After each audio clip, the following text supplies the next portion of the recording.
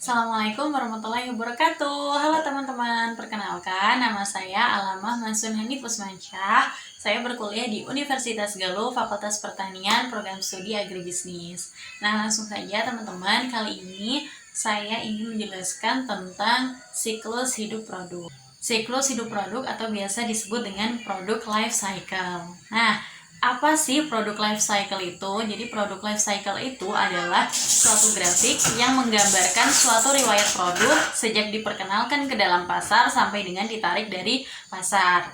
Nah, siklus hidup produk ini adalah konsep yang penting di dalam pemasaran karena memberikan pemahaman yang mendalam tentang dinamika bersaing suatu produk. Nah, ternyata suatu produk ini juga memiliki siklus hidup ya. Siklus hidup produk. Nah, ini itu adalah gambaran perkembangan dari waktu ke waktu suatu bisnis yang diterima di dalam pasar.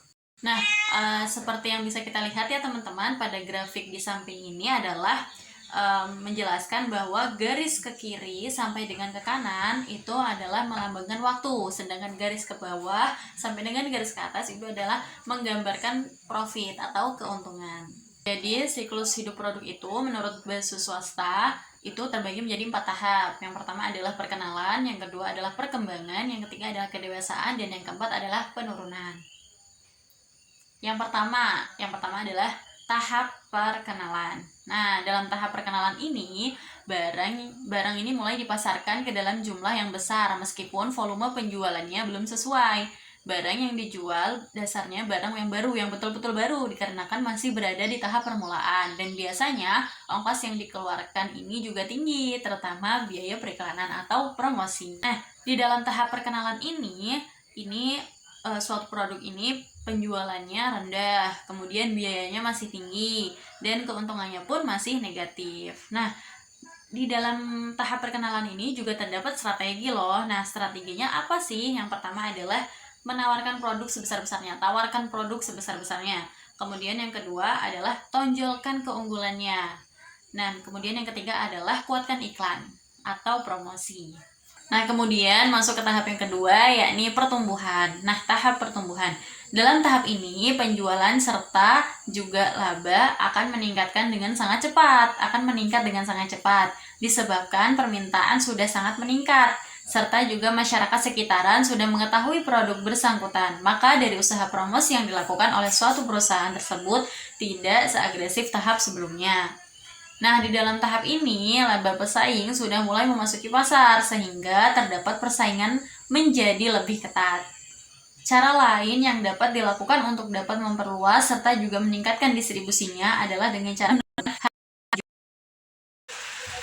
Kemudian yang ketiga adalah kedewasaan.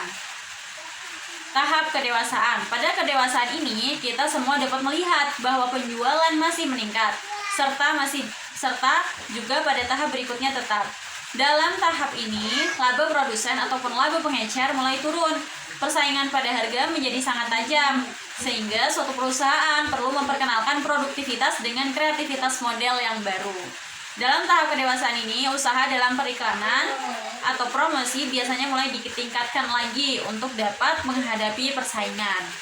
Nah, pada tahap ini kapasitas produknya ini semakin tinggi, produksi kapasitas produknya ini semakin tinggi, dan laba yang didapatkan juga semakin banyak, semakin besar. Strateginya adalah diversifikasi merek dan juga model, kemudian harganya dibuat lebih baik dari pesaing. Kemudian yang ketiga adalah promosi iklannya lebih diperbanyak dan dikuatkan. Kemudian yang keempat adalah tahap kemunduran. Hampir di semua macam jenis barang yang dihasilkan suatu perusahaan selalu mengalami kekunoan atau juga keusangan, serta juga harus diganti dengan barang yang baru. Dalam tahap kemunduran ini, barang baru harus sudah dipasarkan untuk dapat menggantikan barang yang lama yang sudah jadul. Baik teman-teman, jadi kesimpulannya dari materi yang sudah saya sampaikan adalah siklus hidup produk pertanian atau produk life cycle itu adalah tahapan yang dimulai dari lahirnya produk sampai dengan ditarik dari pasaran. Nah, siklus hidup produk ini memiliki 4 tahapan. Yang pertama adalah perkenalan, kemudian yang kedua adalah pertumbuhan, yang ketiga adalah kedewasaan, dan yang terakhir adalah penurunan. Nah, jadi teman-teman, setiap tahapan dalam siklus produk itu memiliki situasi dan kondisi yang berbeda, sehingga tantangannya pun berbeda. Maka dari itu, seperti yang sudah saya sampaikan, bahwasanya ada strategi-strategi khusus pada setiap tahapnya. Baik, mungkin cukup sekian dari saya, kurang lebihnya mohon maaf. Akhirul kalam, wabillahi taufiq wal hidayah. Wassalamualaikum warahmatullahi wabarakatuh.